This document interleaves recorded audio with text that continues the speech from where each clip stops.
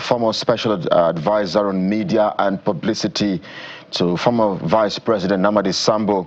Mr. Umar Sani joins us live on the program. He's also a media strategist and politician. Thank you so much for agreeing to talk to us. These national embarrassments refuse to go away. Issues around fake or phantom agencies, if you like, and fake DGs, if you like. But from the standpoint where you sit, this perhaps latest revelation, I wonder what you make of it. This very latest, as only captured by the Nigerian Premium Times. What do you make of this latest revelation and twist? Well, if you remember, the last time I said the matter is not going, and that the ICPC is not the proper agency to conduct this investigation because the matter involves people in government. When the matter involves people in government, you don't use government agency to investigate the matter. More so, the people are still in government. So they can influence decisions, they can influence it, they can, talk to the people involved, and so the investigation will be compromised. The discovery that there is another fake agency, and the man is still insisting that the agency is not fake, and that the agency has been existing for a very long time, and the agency is situated in the office of the SGF. So how can an agency that has been in the office of the SGF, not the Federal Secretary at this time, the office of the SGF, be considered to be fake? Something is really fishy, and I believe that only an independent investigation, a commission of inquiry, can unearth this thing, where there are civil society, where you have other organizations that will come in and bring out the truth. Otherwise, these things will continue. The issues will be brought out, that there are fake agencies and so forth and so on. How can an agency be fake when it has passed through all the processes of our system? It has gone through budget, it has gone through CBN, it has gone through, then you consider it fake. No, something must have gone wrong there before it was now considered to be fake. And I believe that, with a lot of investigation, the thing will come out, the truth will come out. So I commend Premium Times for their investigation and their report. The story is in line. I think, again, I'll try to reconfirm whether or not think that was also stated by the ICPC chair during his visit to the State House to brief the president for the second time when he did that presser. But let's talk broadly about these agencies and what they portend for the Nigerian government and the Nigerian people. So the first one that happened, in fact, there are three-pronged investigation. One at the National Assembly through the House of Representatives. There's a part in court.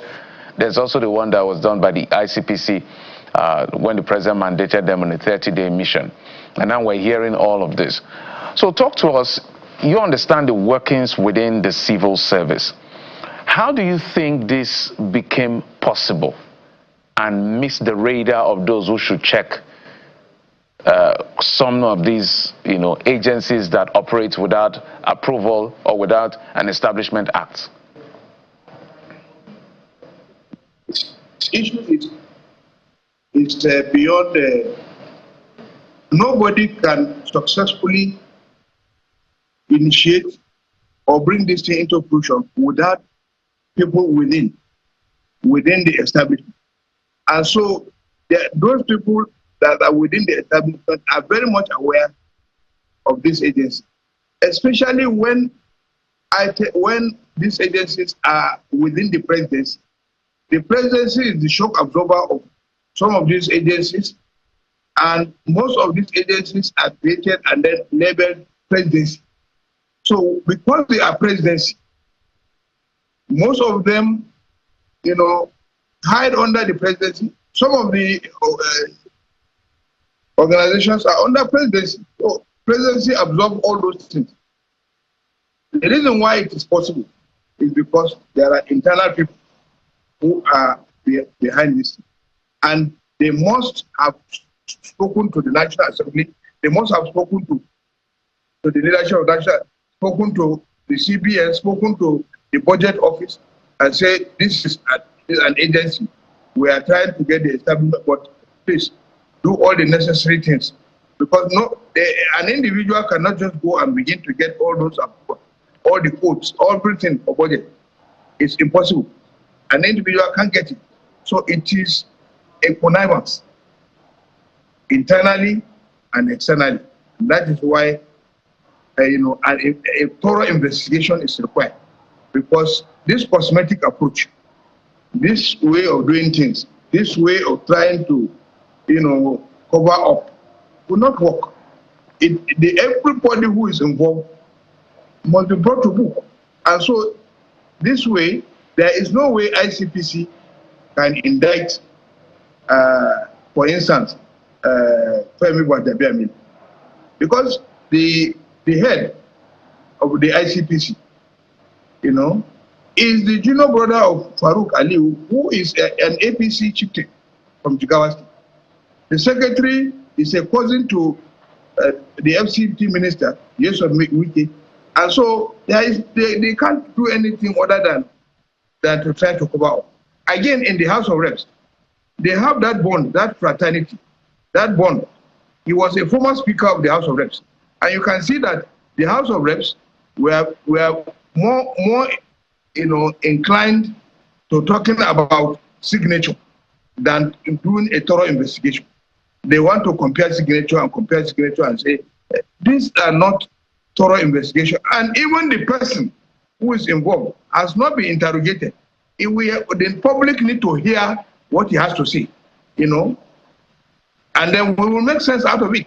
But no, even when he goes to ICPC, it is done secretly. When it's going to the House of Reps, they said they cannot produce, the police said they can't produce him because the matter is in court, and the court is yet to bring out anything. So the matter is still pending. It is, we don't believe that the matter, that's the end of the matter.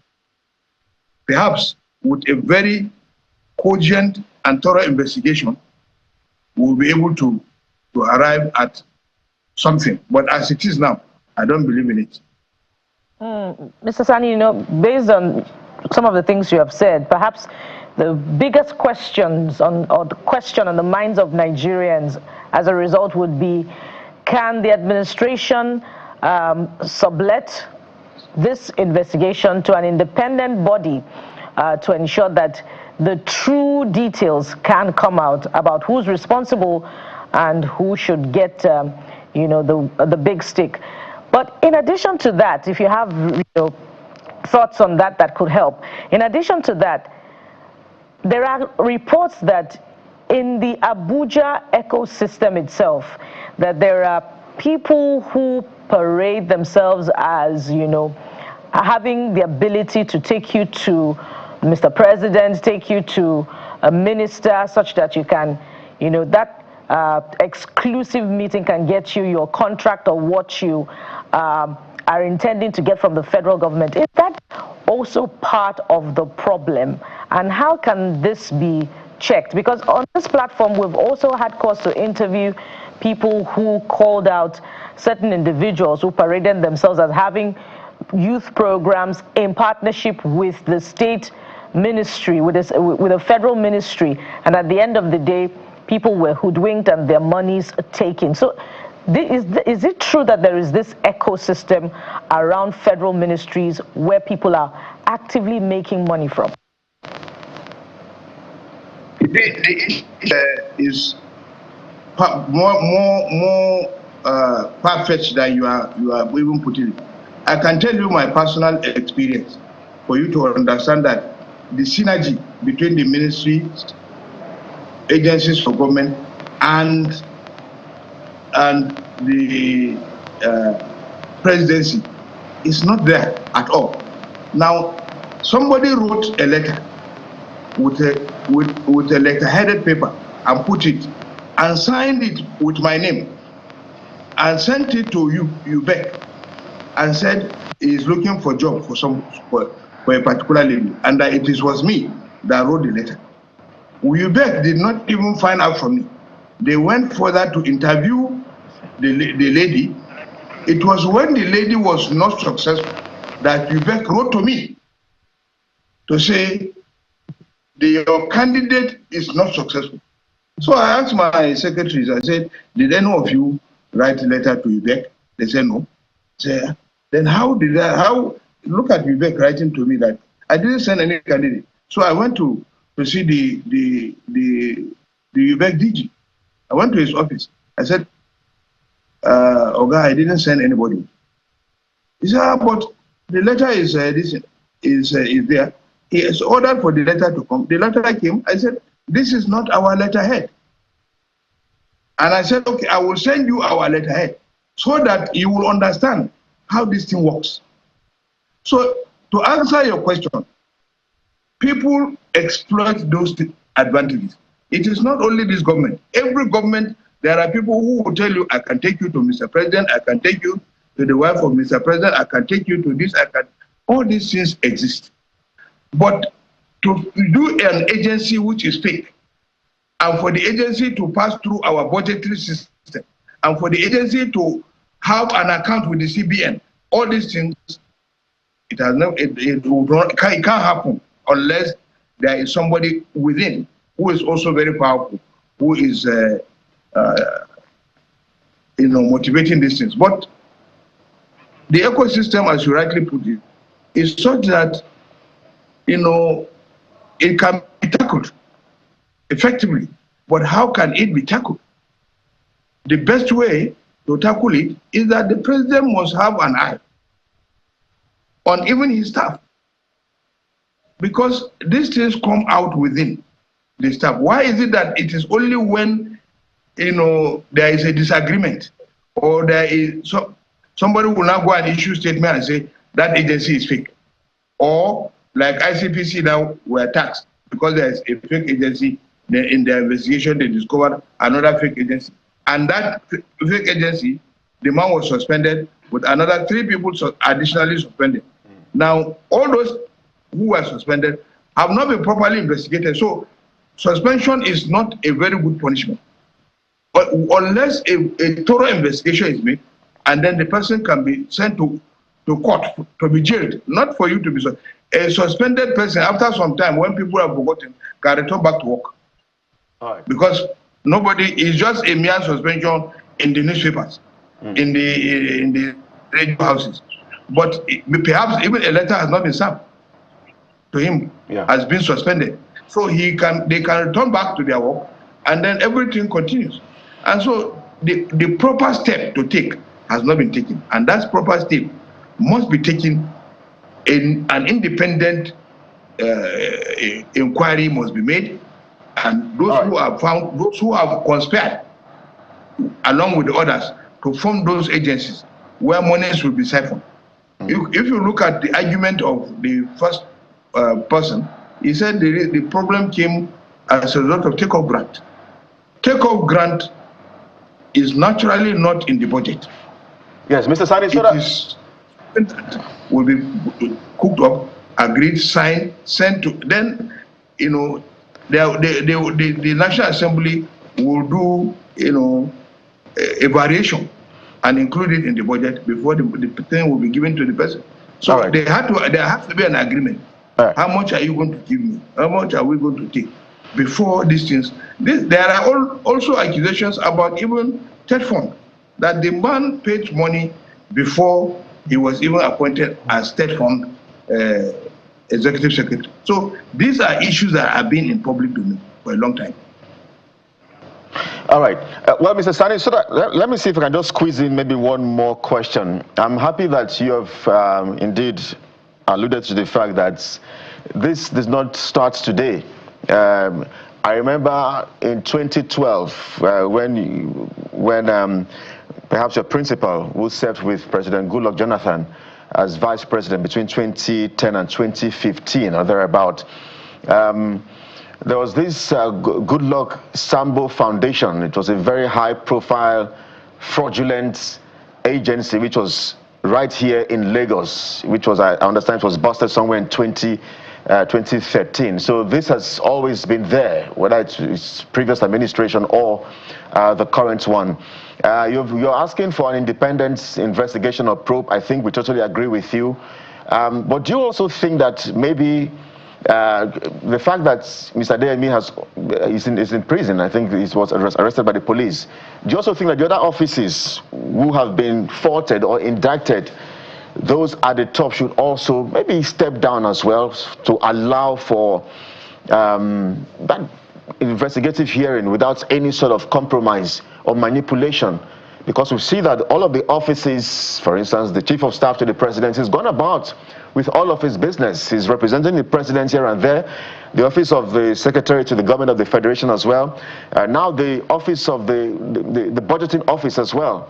So I wonder if you think that if it's really fair for Mr. Adeyemi to go down alone.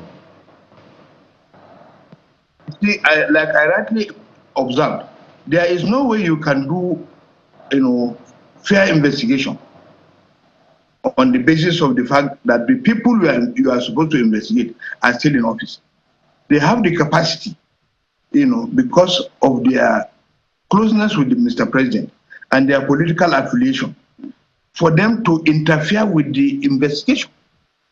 They have to go. They have to be, suspended. They have to leave the space for proper investigation to take place. That is why I'm calling for an independent, because if an independent investigation is conducted, a commission of inquiry is set up, the tribunal, Commission of Inquiry Act, they will do it in the proper manner, because those people must be suspended before they can now start to investigate them. Because you have to give fairness to everybody, including you are accusing somebody, you have been accused, or everybody must be treated fairly, And what you are talking about, a foundation is a different thing with forming an agency. Some people can go and form foundation because you don't need to come to the presidency. You don't need, the foundation needs not to go through budgetary processes.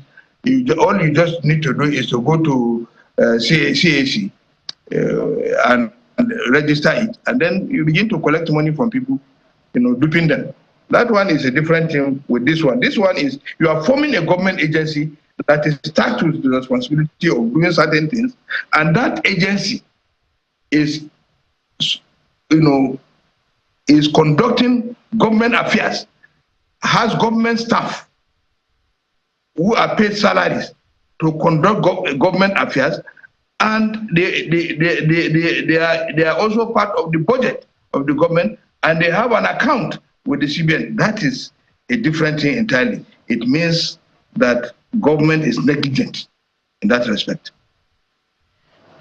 Well, indeed, many questions begging for answers, Mr. Sani. We'll keep probing, we'll keep asking those questions, even as we hear that 3 permanent secretaries were suspended. We understand that the latest DG is also is wanted by the police. I'm not sure he's been arrested just yet, Prince George Umar. But must leave it at this time. Thank you indeed, as always, for joining us here on the program. Mr. Umar Sani serves as DG of the Media and Publicity under Vice President Namadi Sambo. Thank you for your time on the program. Thank you so much.